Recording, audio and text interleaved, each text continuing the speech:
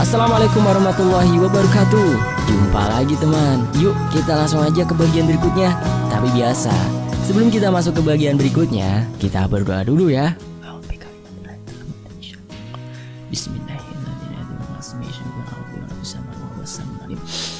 Allahumma sholli ala sayyidina Muhammad sallallahu alaihi wasallam. Oke teman-teman, kita masuk ke ceritanya.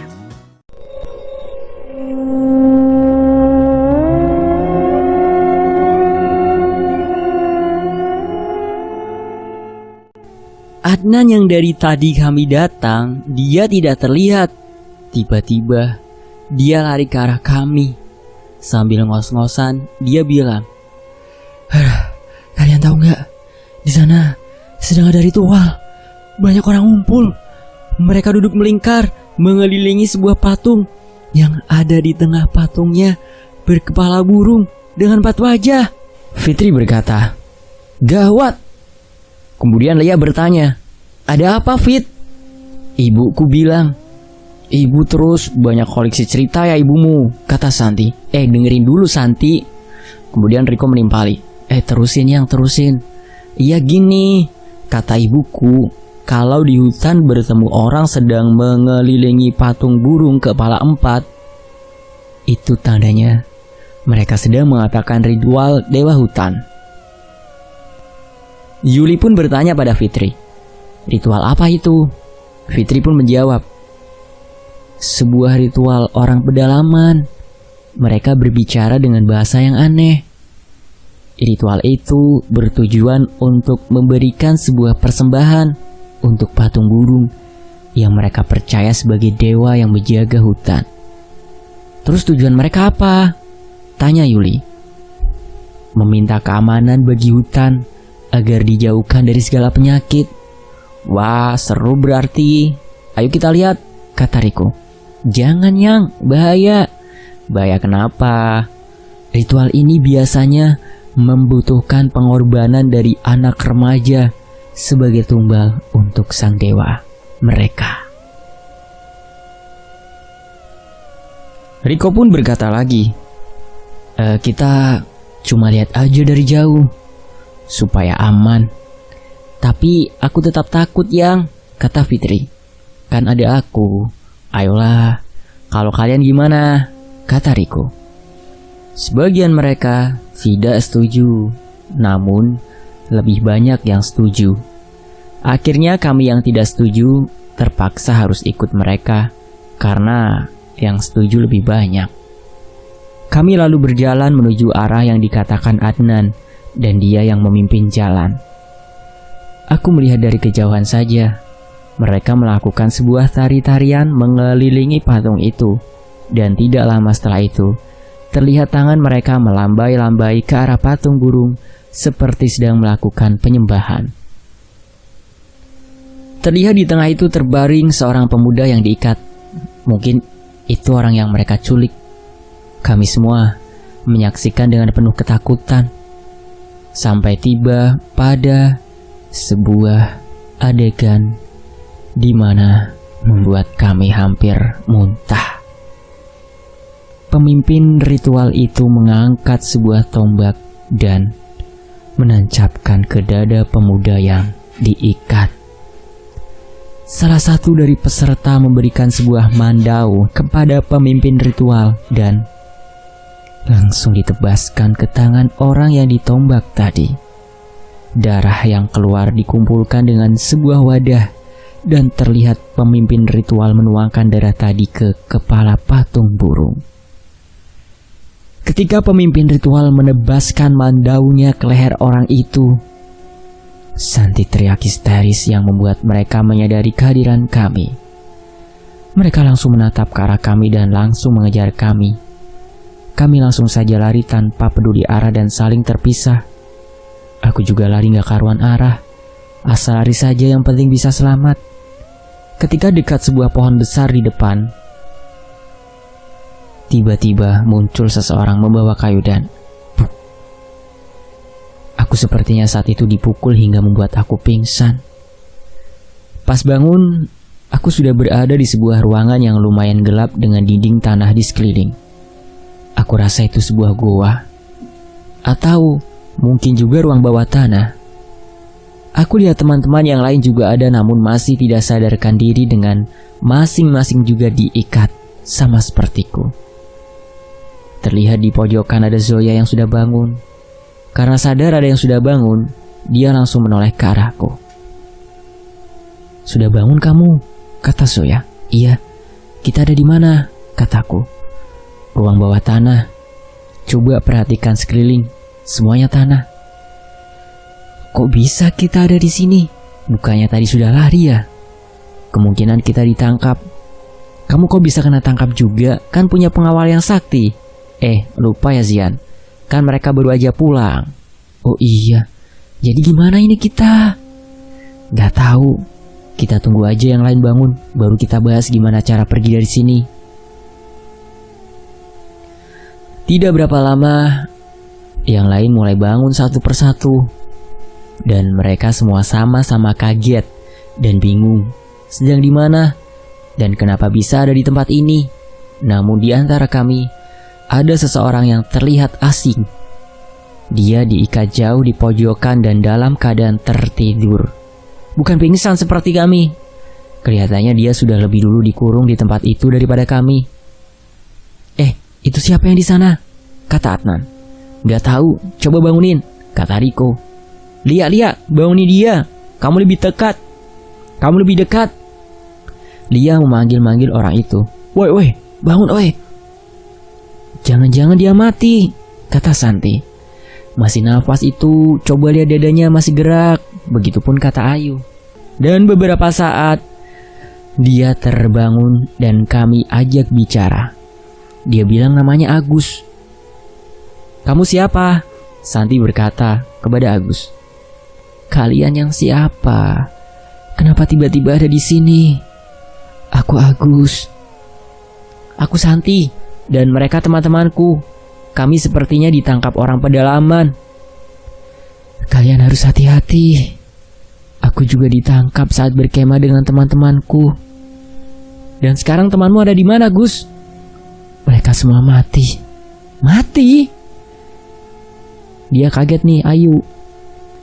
"Iya. Awalnya kami berlima.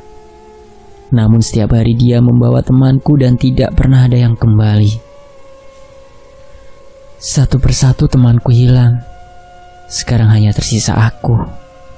Bahkan aku sudah tidak diberi makan dan minum beberapa hari ini. Sepertinya aku akan mati kelaparan di sini." "Gawat.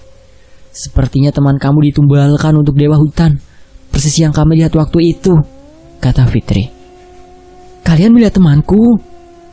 kata Agus. "Sepertinya iya. Dia dikorbankan di hadapan patung burung berkepala 4. Kemudian Agus pun berkata kembali, "Mungkin selanjutnya adalah aku. Semoga mereka cepat membunuhku. Lebih baik aku mati dibunuh daripada harus tersiksa tanpa makan dan minum begini." "Gus, jangan ngomong gitu, gak baik," kata Lia. "Kalau boleh tahu, sekarang kita ada di mana?" Hani bertanya pada Agus. "Kita ada di kawasan Gunung Meratus," kata Agus. "Meratus?" "Iya, Meratus." "Astaga, kita kayaknya gak bakalan bisa pulang." "Kalian dari mana?" "Kami dari Banjarbaru, berlibur ke daerah Tabalong." "Kok bisa sampai dibawa ke Meratus? Ini tempat yang lumayan jauh." "Tanpa tahu arah dan jalan pulang, sepertinya kita semua akan mati jadi tumbal persembahan." Terdengar di luar seperti ada beberapa orang berjalan mendekat ke arah kami. Ternyata gerombolan orang pedalaman itu. Mereka mendekat ke arah kami dan membawa Agus. Agus terlihat tenang ketika diseret oleh mereka. Sepertinya dia sudah tidak memiliki hasrat untuk harapan hidup. Kami langsung cari cara untuk melepaskan ikatan. Kami saling berbelakangan untuk saling melepaskan ikatan. Setelah beberapa lama ada salah satu dari kami yang berhasil lepas, kemudian dia membantu melepaskan ikatan kami. Kami langsung lari keluar tempat itu dan ternyata itu seperti sebuah lubang yang dibikin di bawah tanah. Mungkin memang dibuat khusus untuk menangkap dan memenjarakan orang yang akan mereka tumbalkan. "Kita mau lari kemana? Mumpung tidak ada orang," kata Riko. "Sembarang aja lah, yang penting bisa kabur dari sini. Urusan kita sampai di mana itu bisa kita pikirkan nanti, asalkan kita bisa lari dari mereka," kata Adnan. "Bagaimana kalau kita selamatkan Agus saja? Kasihan dia kalau dijadikan tumbal persembahan," kata Zoya. Mau nolong gimana Zoya? Kita aja nggak tahu di mana," Ratih menimpali. "Aku setuju sama Zoya, kita harus tolong dia," Fitri berpendapat. "Oke, aku ikut kata Ayang aja." Pacarnya Fitri juga, Riko. Dan akhirnya Zoya bertanya, "Kalian gimana?" Kami sama-sama mengiyakan dan setuju mau menolong Agus. Kami kemudian menyusuri jalan yang kemungkinan mereka melewati jalan tersebut. Tidak jauh kami berjalan, aku melihat ada seekor ular hijau di pohon di pinggir jalan. Jalannya itu tidak terlalu besar, bukan seperti jalan raya atau jalan besar. Hanya sebuah jalan kecil di hutan yang agak bersih, karena sering dilewati orang. Jadi pinggirnya masih banyak pohon, namanya juga hutan. Aku bilang ke teman-teman untuk jalan belakangan aja karena mau kencing. Setelah mereka agak jauhan, aku kemudian ajak bicara sama ular tadi. Ular, kamu lihat ada orang diseret di sini?" "Ada. Gak berapa lama tadi." "Tahu nggak di mana dia dibawa?" "Tahu banget. Aku sudah lama di sini." "Ke arah mana?" "Sumur hijau." "Di mana itu?" "Kamu jalan aja terus mengikuti jalan ini. Kalau sudah ada jalan bercabang, ambil sebelah kanan. Jalan aja terus sekitar 2 jam akan sampai." "Jauh banget." "Iya, itu tempat suci mereka." Boleh cerita sedikit nggak?" Aku bertanya pada ular itu. Ular itu pun menjawab, "Boleh. Kebetulan aku lama gak ada teman bicara." "Ayo ceritakan aku tentang siapa mereka sebenarnya." Dan ular itu pun menceritakan kepadaku. Mereka itu sekte sesat pemuja dewa hutan. Setiap 3 tahun sekali, mereka akan memberikan persembahan kepada dewa hutan sebanyak 11 orang. Awalnya jumlah mereka lebih dari 100, tapi mereka harus mengundi anggota mereka untuk dijadikan persembahan. Hanya saja, kalau mereka bisa menangkap orang luar seperti orang yang berwisata atau orang yang mencari kayu di hutan, mereka akan menjadikannya sebagai ganti agar anggota mereka tidak berkurang. Tujuan mereka apa? Mereka itu seperti dikutuk. Sekitar 70 tahun yang lalu di sini, ada sisa-sisa orang Jepang yang bersembunyi di hutan karena kalah perang dengan warga sekitar. Mereka bersembunyi di hutan ini, sekitar lebih 100 orang. Suatu hari terkena penyakit aneh. Mereka mati tiba-tiba tanpa diketahui penyakitnya, karena mereka tidak ada yang berani pergi keluar untuk periksa. Mereka hanya tahu itu demam panas yang membawa kematian. Hingga suatu hari datang seorang penyelamat bagi mereka. Dia bisa menyembuhkan sakit panas yang diderita warga hingga disebut sebagai dewa penyelamat. Orang itu meminta syarat kepada warga agar setiap 3 tahun sekali harus memberikan persembahan darah kepada dewa hutan sebanyak 11 orang jika ingin dilindungi dewa hutan. Setelah itu orang itu menghilang tanpa bekas. Lokasi persembahan mereka memiliki tempat yang berbeda. Ada 11 lokasi yang mereka sebut lokasi suci yang terpencar di sepanjang jalur pegunungan Meiratus. Aku pun bertanya kembali, "Kalau ada 11 lokasi suci, bagaimana kau tahu bahwa orang yang diseret barusan dibawa ke sumur tua?" Ular itu pun menjawab, "Karena dia adalah orang ke-9 yang dikorbankan. Dan tempat suci ke-9 adalah sumur tua yang sudah kutunjukkan tempatnya." "Kalau begitu, terima kasih atas informasinya dan petunjuknya. Aku mau cepat karena supaya bisa menyelamatkan dia." "Sama-sama. Kalian harus hati-hati karena kalian berhadapan dengan dewa hutan." "Iya, siap," jawabku. Aku kemudian lari mengejar teman-temanku sambil berpikir dalam hati, mana ada dewa hutan, cuma patok kayu doang gitu. Oh iya, hampir lupa. Aku bukan bisa bahasa ular ya. Ular yang aku ajak bicara itu seekor jin, bukan ular asli. Kalau ular asli mana mungkin dia bisa diajak bicara. Hehehe. Pas aku sudah sampai di rombongan, aku ikut mereka jalan. Sampai waktu yang beberapa lama, kami tiba di sebuah persimpangan jalan. Mereka bingung mau milih jalan mana. Ada yang mau ke kiri, ada yang mau ke kanan. Yang memilih ke kanan karena mereka menganggap segala keberuntungan itu ada di kanan. Sedangkan yang milih kiri berpendapat bahwa hutan adalah kebalikan dari kenyataan. Jika kanan adalah jalan yang benar, maka di hutan harus pilih kiri.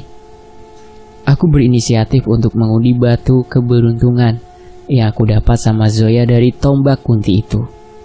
Di mana batu itu gugur, maka harus pilih jalan itu. Mereka pun setuju karena cukup adil. Batu itu aku lempar dan sengaja aku arahkan ke sebelah kanan. Ya soalnya kan aku sudah tahu bahwa jalan yang benar itu di sebelah kanan seperti yang dibilang ular ijo. Kami kemudian jalan mengambil arah kanan. Benar saja sih, kata si ular itu bahwa perjalanannya cukup jauh. Kami baru berjalan 1 jam sudah terasa capek. Dia berkata, "Duh, ini bener gak sih jalannya?